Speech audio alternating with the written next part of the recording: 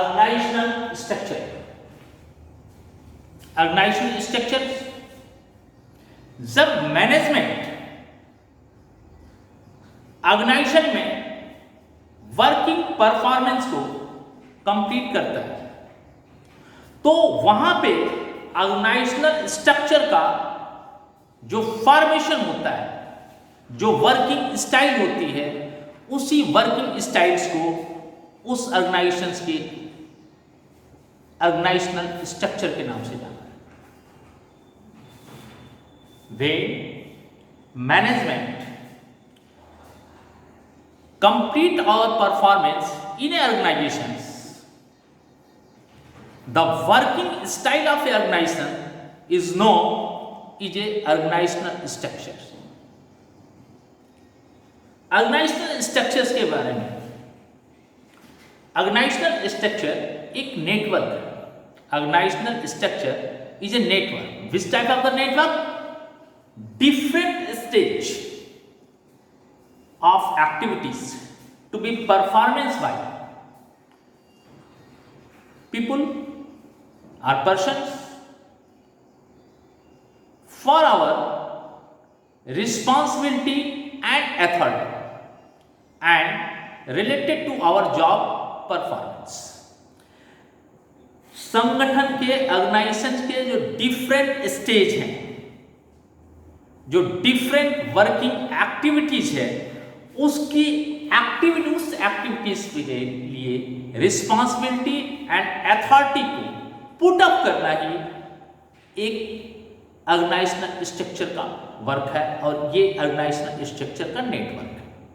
दूसरे वर्ड में हम कह सकते हैं कि different stage of working activities,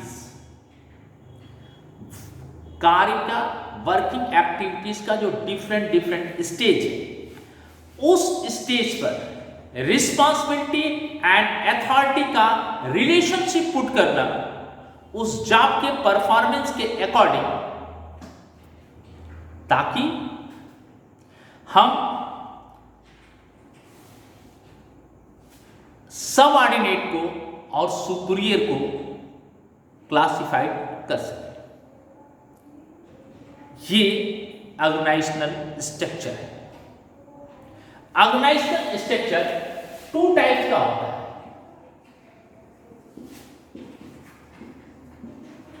two types, एक होता है फंक्शनल, दूसरा होता है डिविजनल। एक होता है फंक्शनल, दूसरा होता है डिविजनल।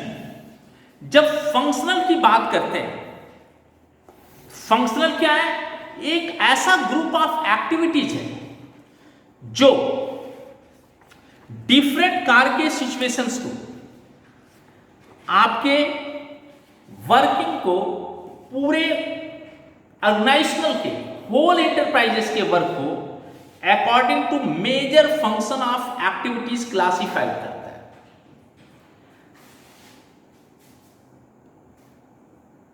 हम कह सकते हैं, in other words, it refers to the division of the whole enterprises according to the major function or activities to be performed by it। जितने मेजर फंक्शन होते हैं जो एक ही वर्क को, एक्टिविटीज को परफॉर्मेंस करते हैं, उस सब का ग्रुपिंग कर दिया जाता है और उनके वर्किंग परफॉर्मेंस के स्टाइल से उस ऑर्गेनाइजेशन के ऑपरेटिंग एक्टिविटीज को, ऑब्जेक्ट को अचीव किया जाता है। इस तरह के जो ऑर्गेनाइजेशनल वर्क होते हैं उसको हम लोग फंक्शनल वर्क के या फंक्शनल ऑर्गेनाइजेशंस के नाम से जानते हैं। Functional organisations product wise divide नहीं होता, इसका एक ऑब्जेक्ट होता है, एक थीम होता है और उसी एक थीम पर यह अपने वर्क को करता रहता है और एक थीम को अचीव करने के लिए उस वर्क के एक्टिविटीज को, एक ही थीम होता है एक ही प्रोडक्ट होता है और उस एक चीज को अचीव करने के लिए ये अपने वर्किंग एक्टिविटीज को डिफरेंट ग्रुप में डिवाइड करता है। सपोज कीजिए फंक्शन का एक होता है बोर्ड ऑफ डायरेक्टर्स, इसके नीचे होता है मैनेजिंग डायरेक्टर। अब मैनेजिंग डायरेक्टर प्रोडक्शन, मार्केटिंग,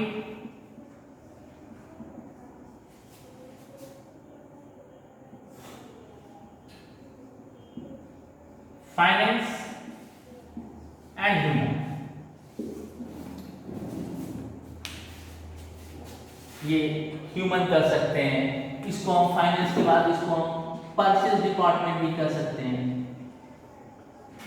यानी ऑर्गेनाइजेशन एक है, इसका बोर्ड ऑफ डायरेक्टर है, एक ही प्रोडक्ट है, बोर्ड ऑफ डायरेक्टर है, इसके नीचे मैनेजिंग डायरेक्टर है।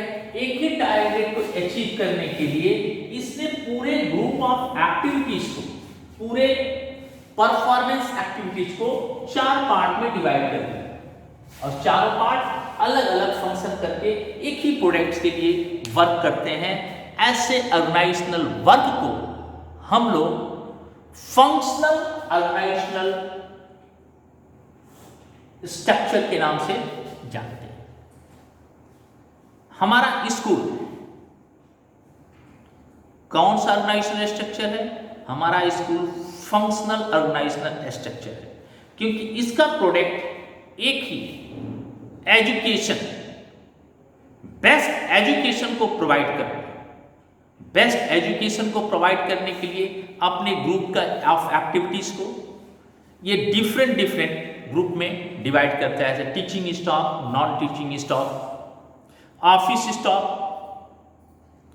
इसके बाद आपका जो है ट्रांसपोर्टेशन डिपार्ट, और हर डिपार्टमेंट का एक अलग सुपीरियर बना हुआ है और इस सुपीरियर के ऊपर हमारा प्रिंसिपल है, उसके ऊपर मैनेजिंग बोर्ड ऑफ डायरेक्टर बना हुआ है।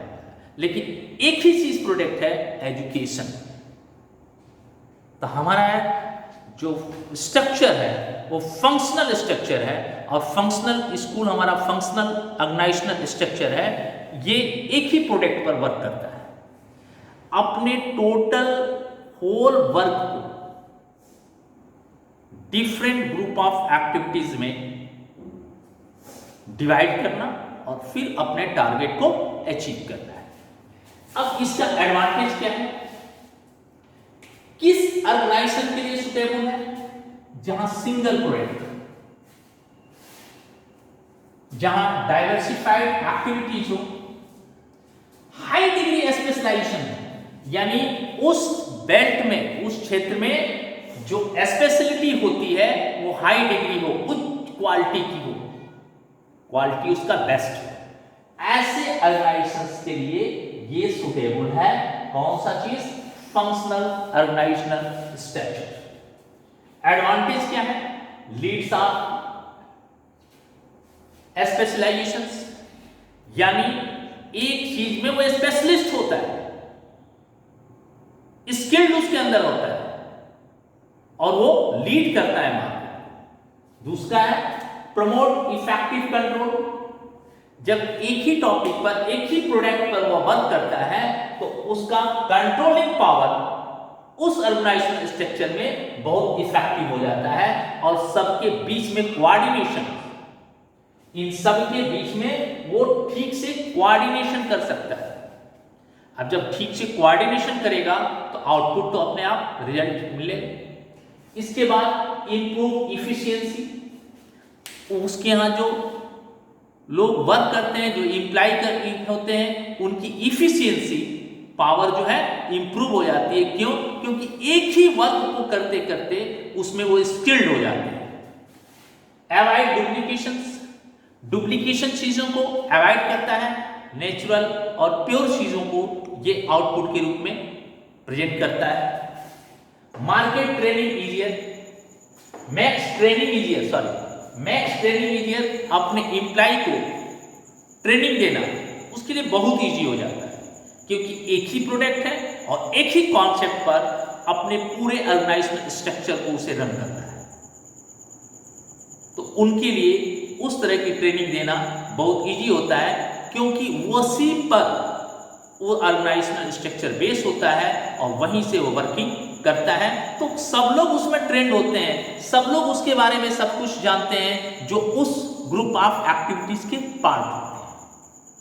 तो उनको ट्रेनिंग देना, मैं लोगों को ट्रेनिंग देना इजी है, फैसिलिटेट ट्रेनिंग इजी है और ट्रेनिंग की फैसिलिटीज भी इजी होती है। क्यों? क्योंकि एक ही सिंगल वर्क है, सिंगल प्रोडक्ट है, उसी पर सारे लोग काम करते हैं और देखते देखते उनका एक्सपीरियंस ज्यादा हो जाता है। एक ही वर्किंग स्टाइल को करते करते उसमें स्किल्ड पावर ज्यादा इंप्रूव हो जाती है। ये हमारा एडवांटेज है। डिसएडवांटेज क्या है? धीरे धीरे जब वो मार्केट में अपने आप को एस्टेब्लिश करता है तो वो फंक्शनल एम्पायर को डेवलप करता है, और जब वो बड़ा एम्पायर की तरफ मूव करता है तो एक मोनोपोली टाइप की जाती है। और जब मोनोपोली आती है, किसी के अंदर ज्यादा घमंड टाइप का आ जाता है, तो फिर वो ऑर्गेनाइजेशन के लिए हार्मफुल होता है। मैक्स कोऑर्डिनेशन डिफिकल्टी, इन सब के बीच में कोऑर्डिनेशन करना एक डिफिकल्टी है, प्रॉब्लम है। फिर भी सिंगल प्रोडक्ट के लिए ये सबसे अच्छा स्ट्रक्चर है ऑर्गेनाइजेशनल स्ट्रक्चर, क्योंकि अगर ऑर्गेनाइजेशनल स्ट्रक्चर जितना ज़्यादा स्ट्रांग होगा उसकी वैल्यू गुडविल उतनी ज़्यादा इंक्रीज करेगी।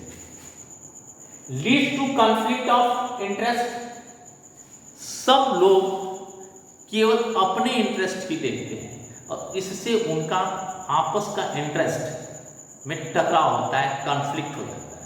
और जब कॉन्फ्लिक्ट होता है तब वो ऑर्गेनाइजेशन के लिए हार्मफुल है। इनफ्लेक्सिबिलिटी, इसमें कोई फ्लेक्सिबिलिटी नहीं होती, एक रूटीन पर चलता है, और चूंकि ये रूटीन पर चलता है स्किल्डनेस क्यों आती है, स्पेशलाइजेशन क्यों आती है? एक ही वर्क को एक ही तरीके से ऑलवेज करते जाना, उससे बाहर कहीं कुछ अलग नहीं करना है, इसलिए उसी वर्क को करते करते वो स्पेशलिस्ट हो जाता है। तो ये इसमें फ्लेक्सिबिलिटी, इनफ्लेक्सिबिलिटी, ये इसके डिसएडवांटेज। ओके, ये टॉपिक था हमारा फंक्शनल ऑर्गेनाइजेशंस का। Next topic, remaining part of organization structure is different way. Okay, thank you.